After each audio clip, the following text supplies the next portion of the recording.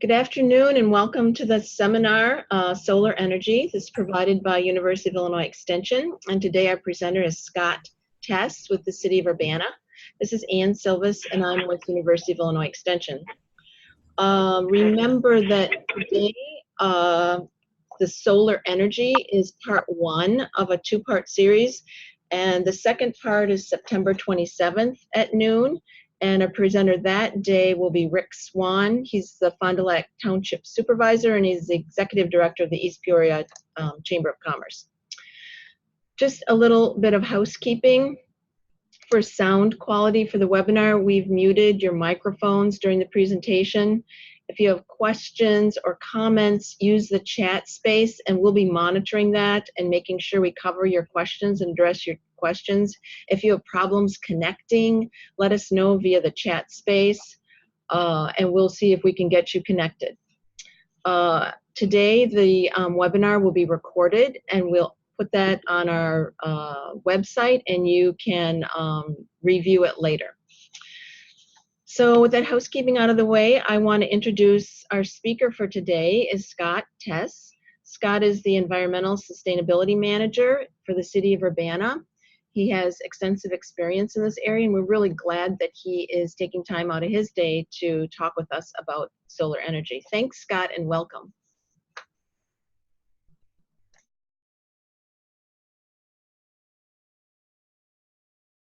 Can you hear me? Yep, loud and clear. Thanks, Scott. Great. Thank you so much for the invite. Really happy to be sharing Urbana's experience developing our local solar market and hopefully giving you all some insights on how you can do the same. Last time I looked at the invite list, most people were Illinois, but also lots of folks from other places. So I'll try and highlight some particular things that are unique to the Illinois context that are useful for people in Illinois, but good for folks outside to know it might be different in your jurisdiction. So, go to the next slide here. So I want to just start right away with the takeaways, and I'm going to repeat them at the end. First, one or more of the projects that I'm going to share about today can help you make your local solar market go further faster. Second, it's not that hard. You can do it.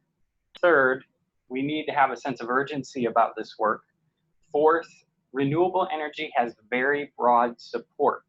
And fifth, the local solar market delivers multiple benefits. And so I'm going to expand upon those a little bit throughout our talk. I want to first touch on why the local solar market is relevant to us right now. In Illinois, we have a year-and-a-half-old new statute, it's not fully implemented yet, called the Future Energy Jobs Act. That statute was designed to dramatically increase the amount of solar energy arrays installed in Illinois, and it's also increasing wind energy as well. It was also designed to increase job creation, and it has some cost controls so that we don't experience too much price escalation on our power bills. So it does all three of those, and that statute is what's really driving all of the excitement and energy going on right now in Illinois around solar. Some additional relevance, particularly for electricity purchasers, solar energy is a price hedge. When you pay whatever it is, $25,000 to $75,000 for a cash purchase for a solar installation, you are prepaying 25 years or more worth of electricity. If it produces electricity, you don't pay anymore. So you're sort of locking in today's prices. It's a price hedge. Solar for purchasers is also a fuel switch to clean renewables. So it gets you off of things that are generating carbon dioxide and other pollutants. And then there is the potential for cost savings, especially with the very generous incentives that are now available in Illinois. For everybody else, there is still a federal tax credit available to improve the cost.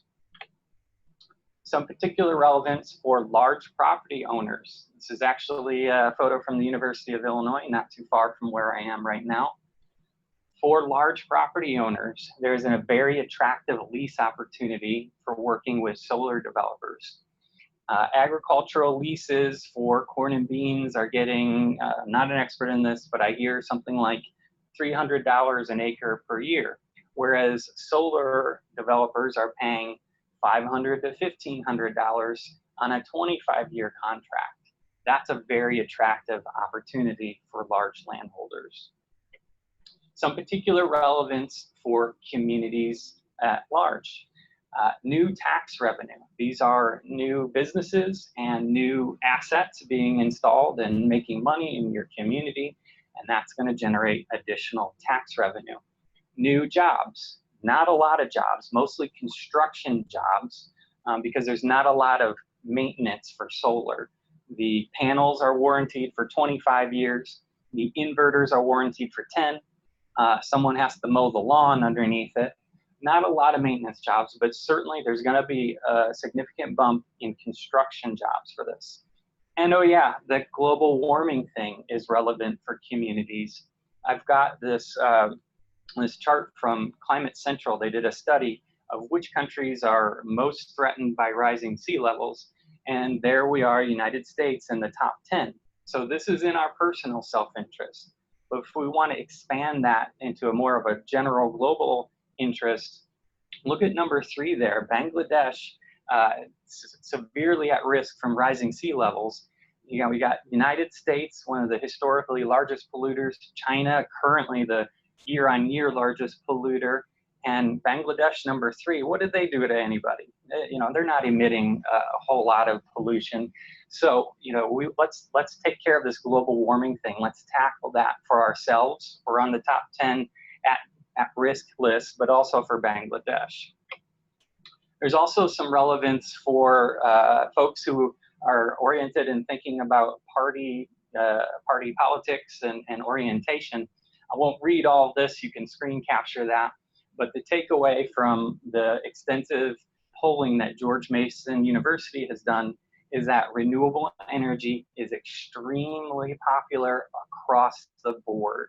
This is not something that you have to worry about, you know, hitting a partisan divide. So please check out George Mason University's Center for Climate Communications. They have an excellent newsletter email, or you can just grab the reports from their website. Very interesting work. So I want to touch on the Illinois context briefly, because it's going to be important a little later on. First, I'm going to simplify the electricity system by saying you've got your home or your business on the far right of that graphic, and then you've got 2 parts to the left of it. The first part is electric supply. That's represented by the power station. The second part is transmission and distribution, which I will shorten to distribution. In Illinois and some other states, these 2 portions of the electricity system are completely separate in terms of rules and regs. The electricity distribution in most parts of Illinois is a regulated monopoly. So one company owns it, their pricing and everything else is regulated by the state. They send the power bill. They will always send the power bill. The other portion, electricity supply, is a deregulated market. What that means is when you turn on your electricity in Urbana or most places in Illinois, downstate, you're going to have an Ameren, Illinois bill. They're the regulated monopoly grid provider, but there will be a line on your bill that is for electric supply, and you can choose your electric supplier. You can choose a retail electric supplier of any sort. So it could be the cheapest power available, which is in Illinois is going to be coal and nuclear blend, or you could choose a renewable electric supplier. So someone that's sourcing from wind and solar. And what's really happening is you pay a vendor and then they pay a power plant to put a certain amount of kilowatt hours on the grid for your benefit. And you sort of take off electricity from the grid somewhere else. So that's important. So starting into Urbana's work with solar and developing our local solar market, we shorten our efforts with the phrase easy, fast, cheap, popular. And we base this as sort of a shorthand on a lot of social marketing, community-based social marketing work that has already been done. And that comes from analyzing what we think are the barriers in our market to additional new solar array installations. And I'll mention those barriers there on your screen. The first is complexity barrier. Solar is either is or is at least perceived as being more complex than other home and business improvements. It's a little more going on than, say, new countertops for your kitchen. There's this whole planning, zoning, permitting thing that maybe your local city hasn't quite figured out yet. There's complexity. The second barrier is the social norming barrier. That is this something that people here do? Is it something that people here like me do? Is it something that good people or responsible people here do? So, you know, in the Midwest, we may say, well, that's fine. Solar's fine in California and Arizona and Florida, but I don't think that's a real thing here. So that's a social norm we have to break through. There's an information barrier.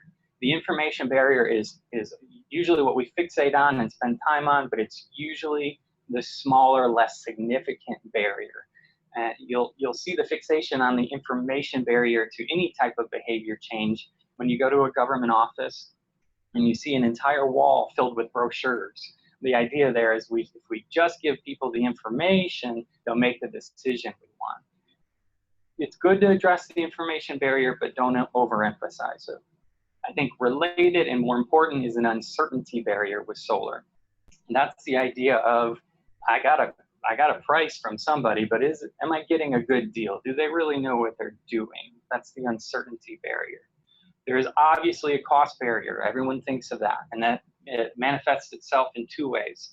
One, the initial investment. That's the sticker shock. $25,000 for a solar array on my home.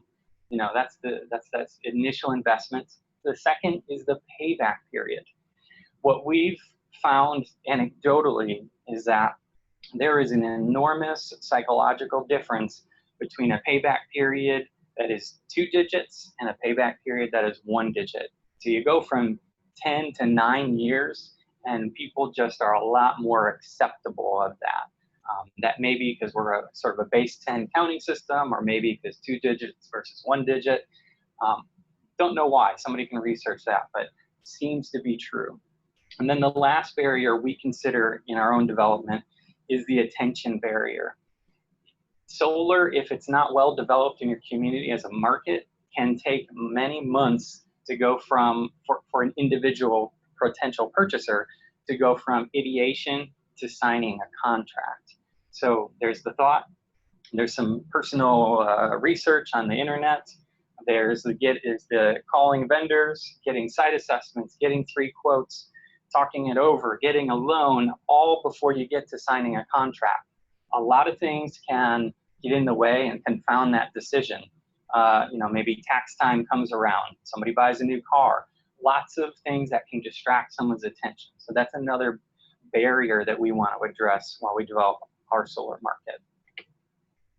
Some of the ways that we have gotten at this easy, fast, cheap, popular, let's make solar easy, fast, cheap, popular, is we did a review of our planning, zoning, permitting. We were fortunate to work with the Great Plains Institute that helped us with that. And what we have been doing, and what I advocate for others, is to take a proactive light touch. Proactive meaning don't wait for solar permits to come in, but get things arranged ahead of time and take a light touch. Don't think that just because it's new, it needs an enormous new kind of you know, regulatory piece in your zoning rules. So, for instance, for Urbana, a simple rooftop home solar array is just an electrical permit and a building permit. There's no solar specific permit. It's the way we already process things. It's the way other contractors and home remodelers are already familiar with. So that's kind of the light touch. For ground-mounted solar arrays, we actually just treat them like mechanical equipment. So we treat them like an AC unit at a business. So very simple things we already have on the books. fast, you can get into, again, the permitting times. One of the best practices is a 3-day permitting for small, simple solar installations. And also fast is cutting the bid process for the public. I'll talk about that with our bulk solar program. Cheap, again, our bulk solar program, we want to drive down both the permitting and the purchase price. Our permits are cheap, so there wasn't an issue, but you may want to review that for yourself. And also part of cheap is sort of the broader market development. When we started this work, there was essentially one installer working in our market. And now we have, I think, 3, and we've gotten proposals from 6 others. So there's a lot of activity driving price down here. And then popular, we want to cultivate influential early adopters. It references back to the social norming thing. Make sure it's a thing that people like me and good people do here. The best shorthand for everything I just gave you is to simply sign up for DOE, Department of Energy's SolSmart program.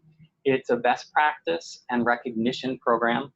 A lot of the things that I've been speaking about and will speak about are all checkboxes and points you can earn towards a SolSmart designation. Urbana has been sitting on a bronze designation for a while because we're trying to finish up a couple more things to get into silver. It seems like most communities are actually achieving silver and gold, so we want to try and get to silver. But it's a nice program. You get your dot on the map here, and you can see a screen capture of their spreadsheet tool where you can kind of add up and keep track of your points and so forth. And so we're working on just a couple things left. One of the items is solar by right in all districts. It doesn't necessarily mean that anybody can get anything anywhere in terms of solar, but it is a little bit streamlined in your permitting. And then a cross-training piece. I think we've got that box checked. We had the fire department do some solar training. So what should they do when they respond to a house fire or a commercial fire that has a solar array? Want to touch on popular, this other social norming kind of thing. We were fortunate to have this church on the left-hand side, the Unitarian Church, be an early adopter of rooftop solar in our community. Very influential institution. We had several other churches that were not far behind them, also influential institutions in our community. That's the social norming. People like me do this. And it is feasible, commercially feasible, mechanically feasible. And then Urbana, about the same time, developed a solar array, ground mounted, you can see on the right, at our Arbor Division shop. And our Arbor Division is located next to our closed landfill, so that's convenient. That's where we actually put our solar array. A note about solar, developing solar for municipal facilities. I'm sorry that this is a very busy slide, but I like to see these 3 options juxtaposed. So I'll go through them. The first 2, we're contemplating a solar array installation at a public facility, a government facility, and located on site. So your first option, maybe this is obvious, cash purchase. Of course, you have to have the cash up front, but by paying cash, you're not paying financing fees. However, for public sector, if you do a cash purchase for a solar array, you lose out on the federal 30% tax credit. You don't get that because you don't pay taxes. When we're talking about an on-site solar array that plugs directly into your meter and powers your building without going through the grid, you do not pay transmission charges. That is enormously important. Remember I said you can choose your electric supplier with our deregulated supply market. Well, you can choose an electric supplier that doesn't even go through the grid, like roof-mounted solar, and you're going to avoid 3, 4, 5 cents in distribution fees. That is enormous, and that is actually one of the most important ways that solar competes with the grid on price.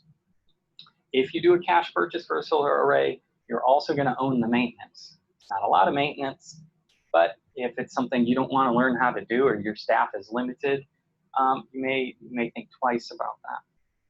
Another opportunity for solar on municipal facilities is a power purchase agreement. This is no money down because you're not buying the equipment at all. You pay $8 or a cents per kilowatt hour produced fee. So someone else, investor, owner, developer, puts the solar array on your roof. They own it forever, and every kilowatt hour it produces and pushes into your building, you pay them an agreed upon price for that. That's exactly like the retail supply market in states like Illinois, where the retail supply or where the supply portion is deregulated. So that's very straightforward. What's nice about this is because the public facility doesn't own the array, the investor or owner or developer does, they get to utilize the tax credit. And presumably, they can utilize that to push down your electricity price that they're offering you, because they know that they probably have to beat the grid price to make a sale. So they share some of that tax incentive value. Now again, this is an on-site solar array. It's on your roof, it's behind your building, and it plugs directly into your meter, so you avoid the roundabout 4 cents of transmission fees. And then because you don't own the array, it's not your equipment, you don't have to maintain it. If an inverter breaks after its 10-year warranty in year 11, not your problem. And if the owner doesn't get out to fix it promptly, it just maybe doesn't produce as much electricity, not your problem, because you only pay for the electricity that is actually produced. So the balance is made up by electricity that flows into your building from the grid. You're still connected to the grid. That's the balancing agent. The last way of procuring solar for a municipal facility is new to Illinois. A few other states have it. Minnesota is a notable example. Community solar. This is off-site. This is a big solar array out on the edge of town or in a farm field somewhere that is plugged in and pushing electricity into the grid. You can, kind of similar to a power purchase agreement, make a contract to buy some portion of that power. You're not buying the equipment. You're not buying 10 panels. You're just buying some fixed amount or volume of production, again, on a cents per kilowatt hour rate. This is nice in that the investor can utilize the tax credit. However, because it's going into the grid and then across the grid and then down into your building, you have to pay transmission charges, distribution charges for those kilowatt hours. However, because this is a big economies of scale solar array, you may be able to overcome that in terms of price and still have a competitive price. Last thing, because you don't own it, you don't maintain it. That's someone else's problem. So Urbana's example, again, I showed the photo earlier. This is our arbor shop, and the yellow box is the site, and the two black strips are the actual panels. We did something very simple that everybody who's at a municipality is familiar with, knows how to do, and that's a request for proposal.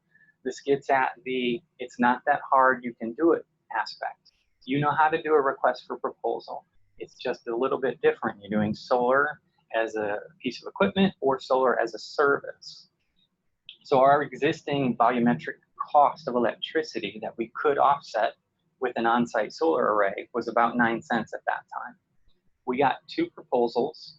Both had year 1 prices under 9 cents. They both had annual price escalators.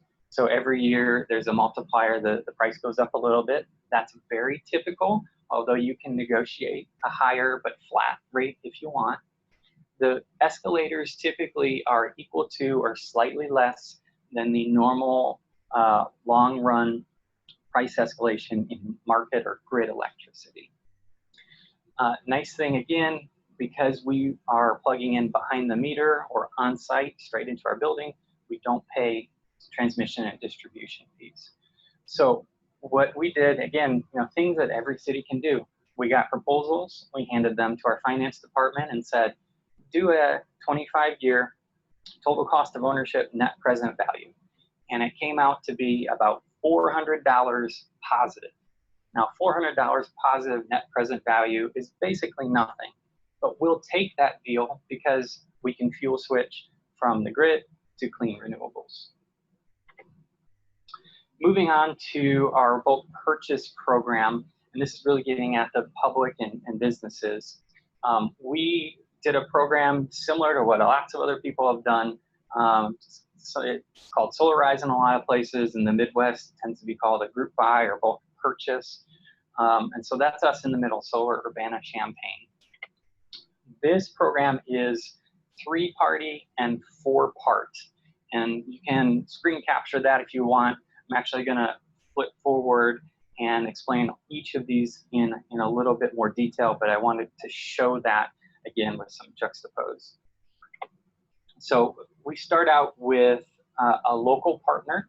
In our case, that was the city of Urbana, who has an interest in facilitating a bulk purchase program for solar arrays. And that doesn't have to be the city. It can be some other trusted, local, credible partner. And then we also have a local advisory committee. They actually review documents and approve a vendor selection. The next party is a trusted nonprofit administrator. We use the Midwest Renewable Energy Association. Could be another foundation or a state agency, but this entity actually does the contracting with the solar installer. And then there's a selection of a single, sometimes more than one, depending on the program, but in our case, a single installer who will do all of the installations for this bulk purchase program. Now, installer procurement is, again, familiar things, competitively selected. The comparison is on the basis of dollars per kilowatt of capacity installed. That's a very familiar, typical metric for solar installers to use. In addition to that base price per unit of solar installed, we also have the vendors submit a list of adders or ancillary equipment prices so that they can't lowball the base price and then raise the ancillary equipment later on to make up for it. Everything's on the up and up right from the beginning. So in our case, we did a qualifications-based request for proposal, and we had a predetermined scoring sheet. And so these were rated or scored by our community group on the basis of not just price, but experience and other related things that are normal in a qualifications-based selection. In our case, experience and approach, customer service approach, weighed very heavily upon our scorers. So in our experience, we have not always selected the cheapest base price installer. These other aspects were important to our community. And then vendors in their scoring regime, in that base per dollars per kilowatt capacity installed price, have to propose quantity discounts.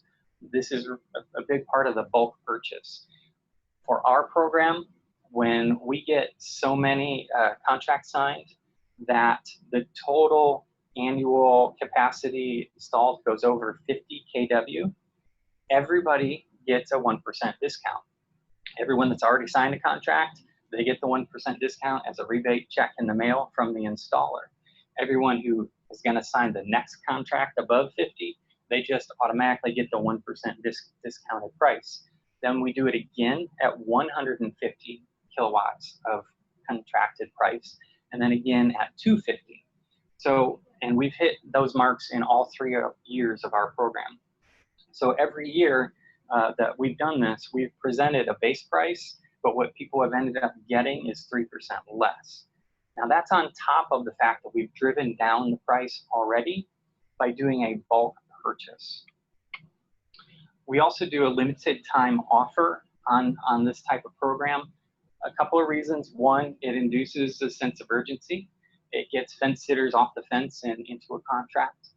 It also limits everyone's commitment. So I don't have to tell my supervisors I'm going to do this, solar joint purchase authority oriented thing forever. It's just for 9 months.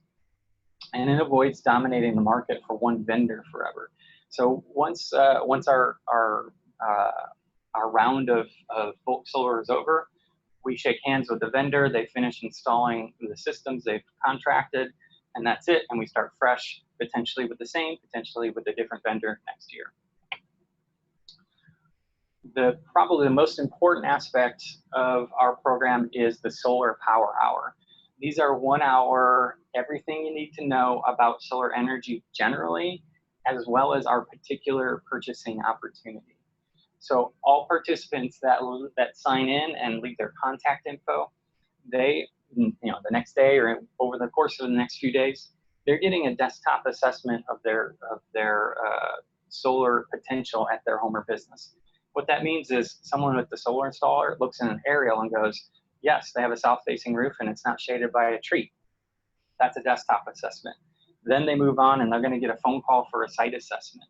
So that's getting at that attention barrier. We move people through this process quickly. So this is what our solar power hours look like in Urbana, starting left to right, top to bottom. The first photo is the Champaign Public Library. The second photo to the right is a local church. The third photo to the right is outside at a local brewery. The fourth photo on the lower left is another church. The fifth photo, middle bottom, is another local brewery. And then the sixth photo in the lower right is yet another local brewery that used to be a church. So you can see the stained glass windows. So you can see the types of community venues where people frequent in Urbana and Champaign. So solar has multiple appeals, and this gets to the notion that solar has very broad appeal.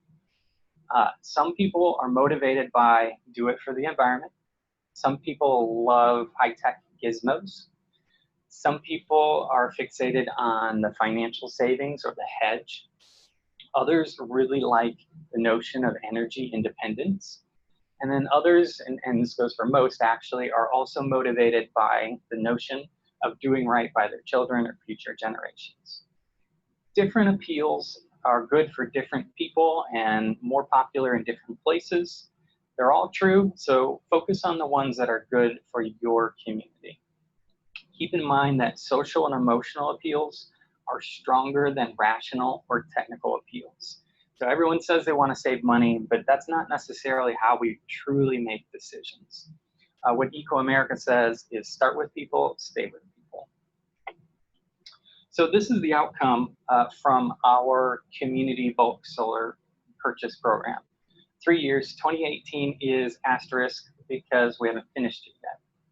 But you can see the number of people. Educated means they showed up and we counted them at a solar power hour.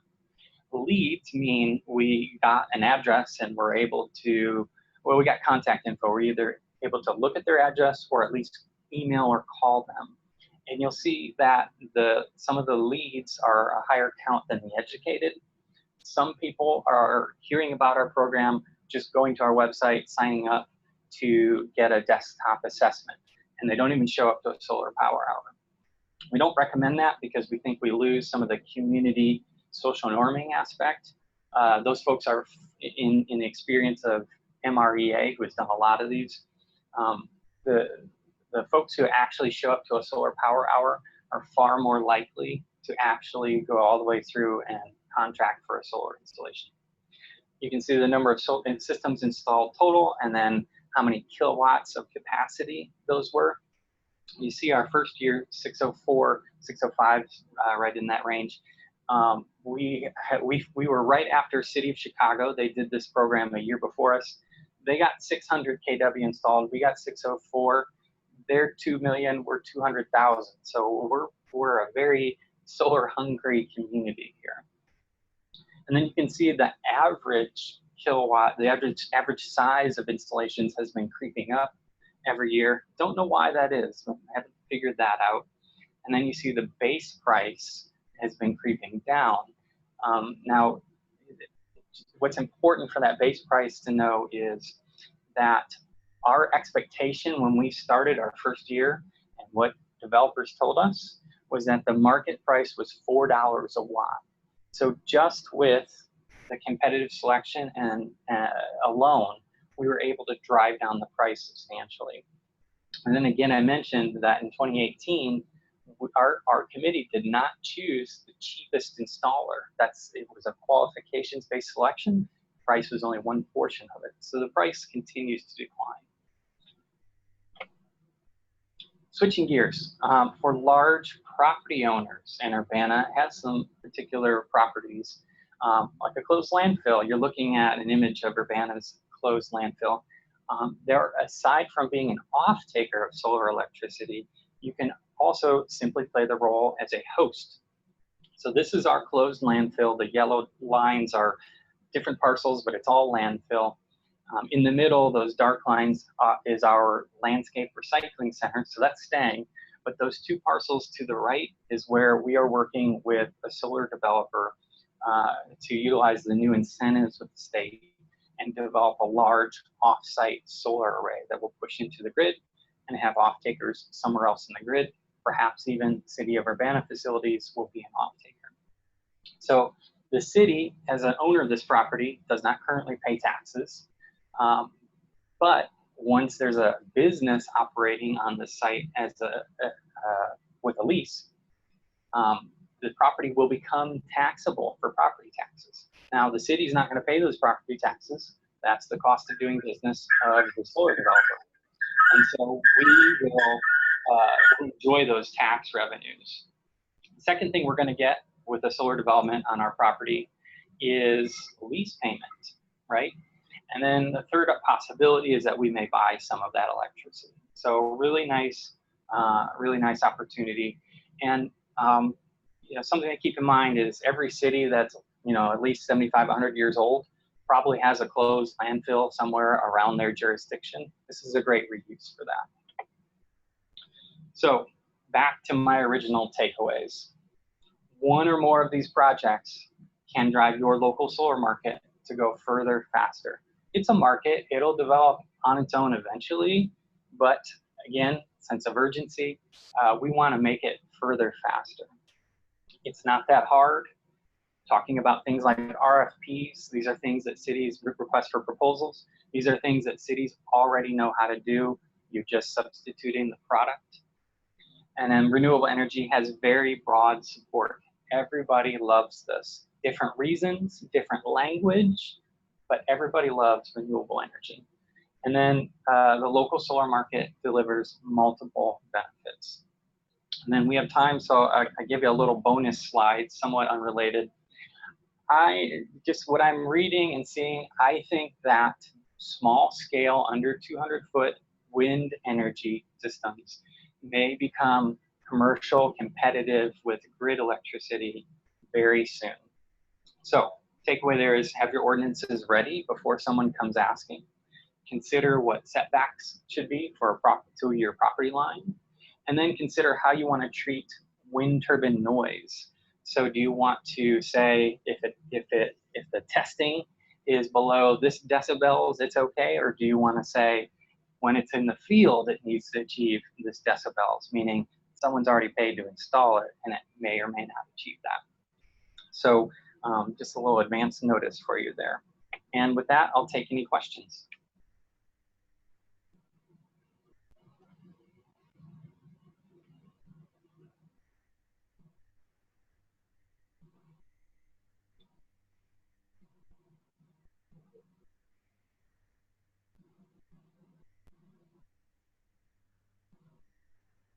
I have a question. Can you hear me?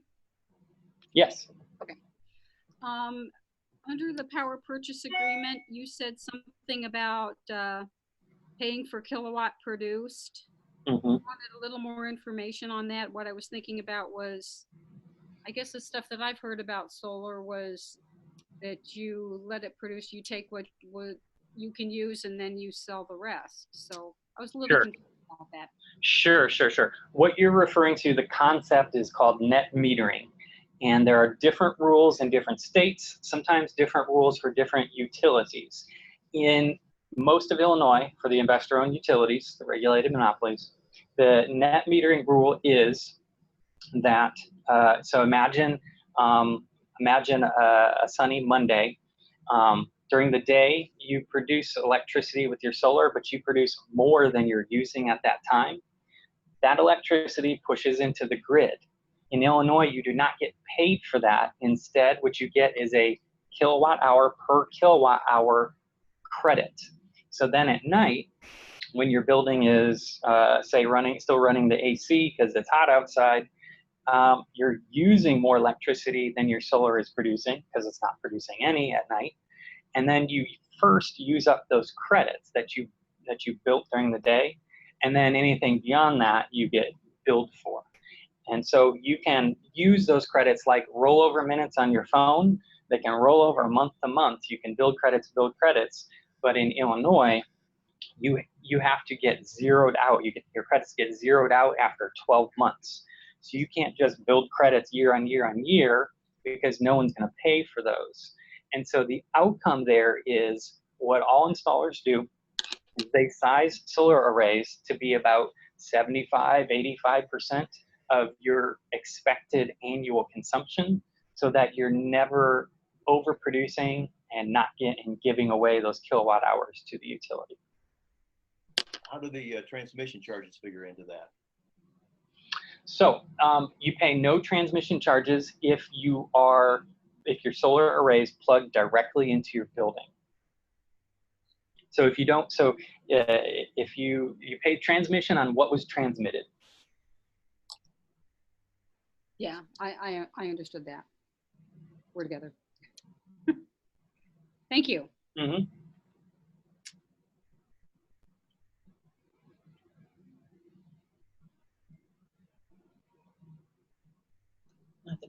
Okay, let's see some of these questions. Hi, Scott. There's a few questions in the chat box I can relay to you. Sure. We've got, can you briefly describe the push for community gardens and the state grant program that is spawning it? Sure. There's another one from him as well that I can ask. Okay, so community solar is incentivized, and the behind the scenes billing aspect of it is now required, both of these by the Future Energy Jobs Act. What you need to know is that the rules are being finalized now.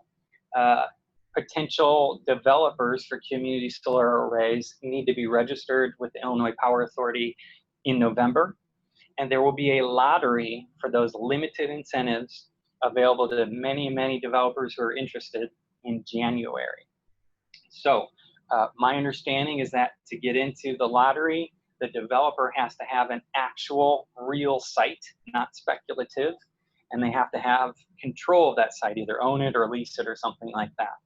So if you haven't already worked with a developer to sign a lease option and get yourself into that lottery, you could go ahead and do so, but the lottery is already way oversubscribed. Most people are probably not going to win an incentive this year.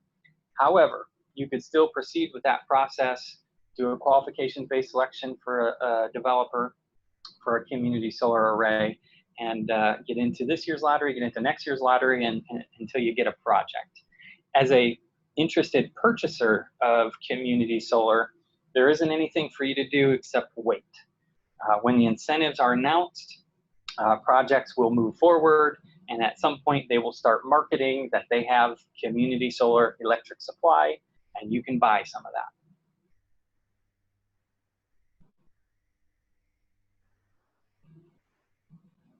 I see someone says, what is FEJA costing Illinois taxpayers? We already pay an environmental fee of some sort on the utility bill. And so that's what's going to be funding all of these solar and a little bit of wind incentives. So that's where the money comes from. It comes from ratepayer bills. And then there are cost controls that drastically limit the price escalation that's tolerated to fund all of these. Those details I don't keep in my head. If you want, you can read white papers on that. Can solar be installed on any type of roof? More or less, yes. Solar is great on a flat roof. They don't even attach it. They weight it down, they ballast it, and it meets wind codes, and so it's fine. Solar is great on pitched roofs. If it's an asphalt shingle roof, then it is drilled into and attached to the framework of the building, and those attachments are flashed like any other roof penetration.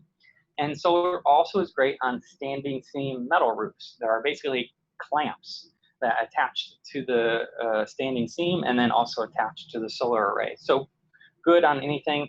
Probably going to want to focus on a southern facing roof pitch. East and west are also okay. Reading some other questions.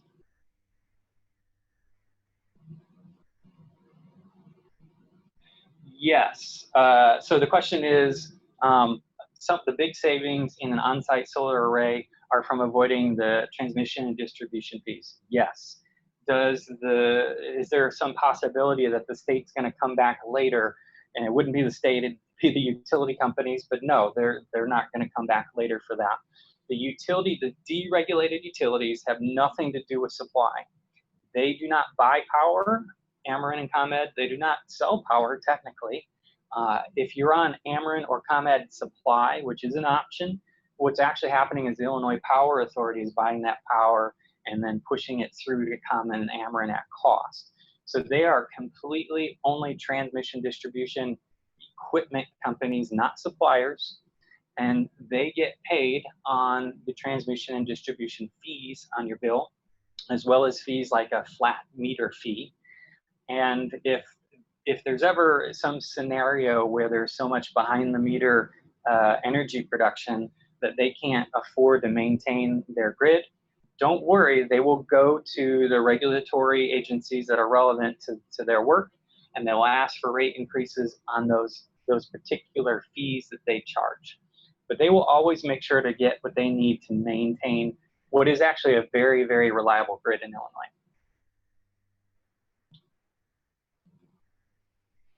Laws, yes. Thank you for the question regarding whether there are any complications for putting solar on brownfields.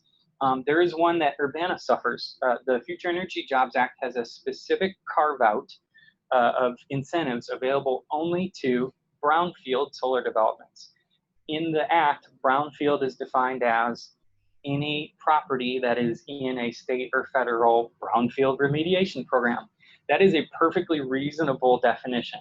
The problem with it is that every community, every city, 100 years old in this state has a closed municipal garbage dump. And those dumps were closed long before there were brownfield remediation programs or landfill remediation programs.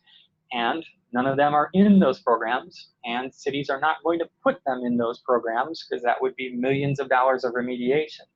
And so the cities that own old dumps are effectively locked out of that particular carve out. It would be nice if there were a way to get at that.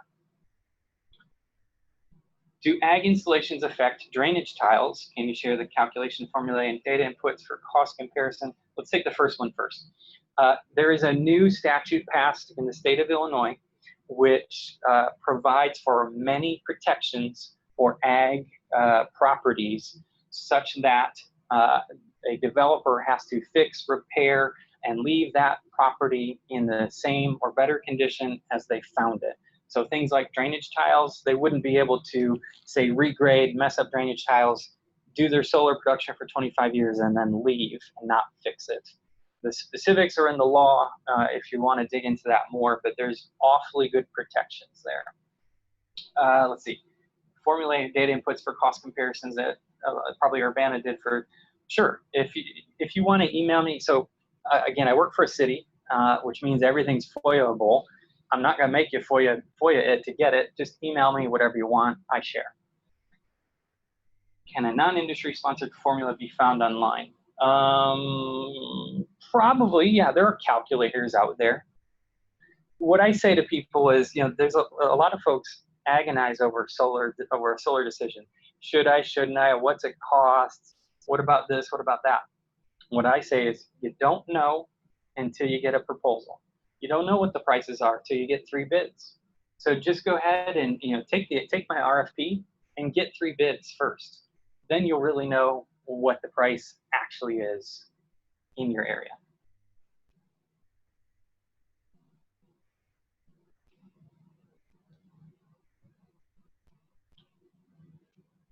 Other questions?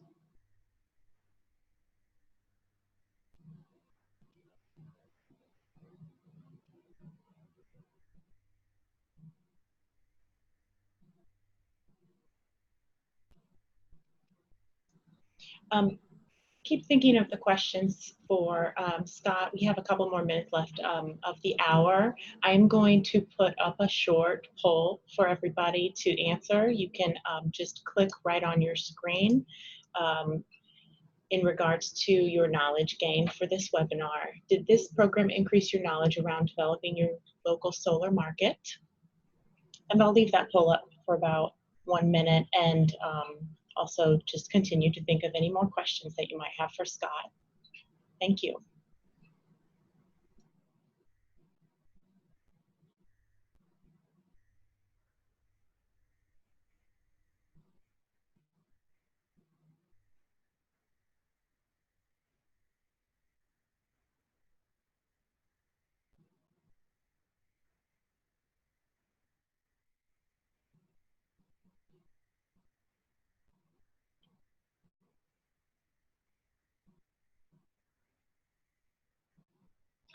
Do we have a model ordinance that could protect consumers from sharp dealers? I've heard some people were taken to the cleaners in California. There are some consumer protections in the Future Energy Jobs Act.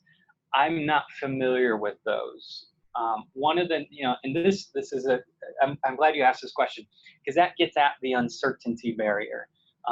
Everyone's heard about some sharp dealers somewhere, and can I trust this person who I saw their name and they did a solar installation on the other side of town? That's a great role for your bulk solar program. You have a city or some other trusted local partner, a trusted nonprofit educator, and they do the 3-bid collection. They do the quality control, and they have a lot of skin in the game in terms of ensuring that this is going to be a reasonable process and a fair price. That's a great way to get at that. Can you share the kinds of brochures and information that you use to provide information to residents, etc.? Certainly, we have some information. One of the best practices within SolSmart is to put your permitting information online. If you go to urbanaillinois.us/solar, I believe that's the URL, you'll find not only step-by-step of our permitting process, but some of the other steps in procuring a solar array. So that's pretty straightforward. And then if you go to solarurbanchampaign.com, you'll see information about our bulk purchase program. All these things, feel free to copy and paste, right? We want more solar everywhere. What we don't share is our slide deck for our solar power hour, because we know from just behavioral sciences and from our own experience in our Solarize programs that if people show up and sit through the presentation and chat with their friends and neighbors about it, they are far more likely to get off the fence and into a solar contract than if we just email them the slides or they download the slides. So we hold those kind of close to our chest.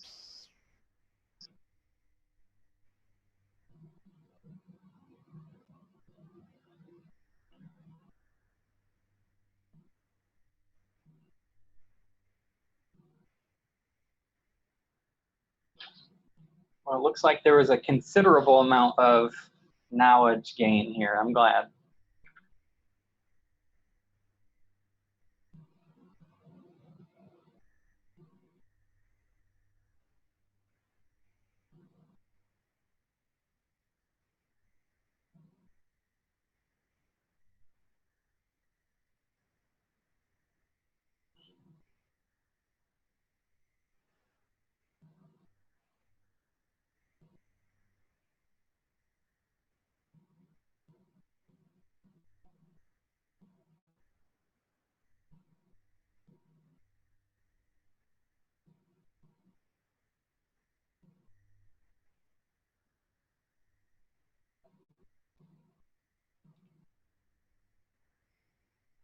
Is there anything you feel local officials should keep in mind when evaluating their alternatives for renewable energy?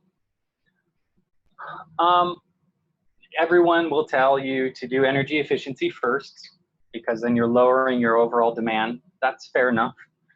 I think the most important takeaway is sense of urgency.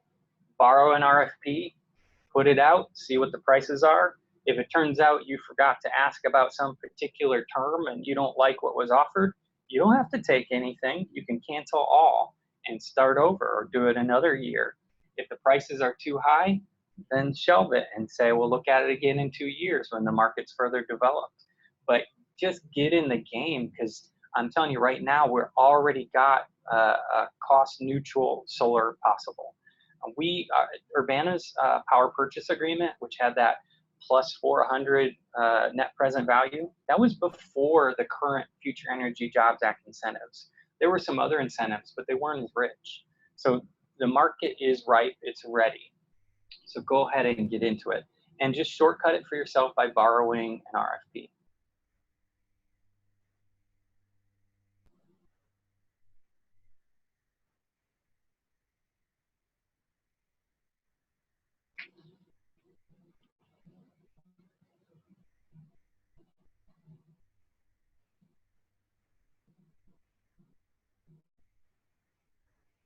Any other questions?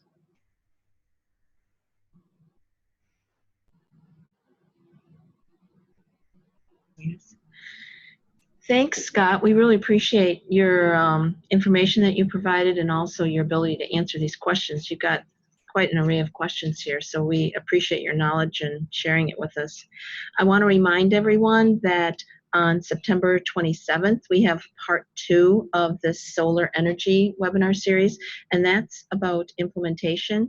It'll be presented by Rick Swan, who's the Fond du Lac Township Supervisor, and he's also the Executive Director of the East Peoria Chamber of Commerce. So we've matched these 2 webinars up, one with kind of the policy and planning that Scott Test provided today, and then more on implementation on September 27th.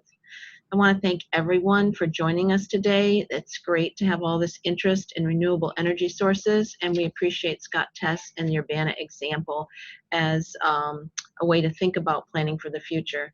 Scott, thanks again. We appreciate your willingness to spend this time with us.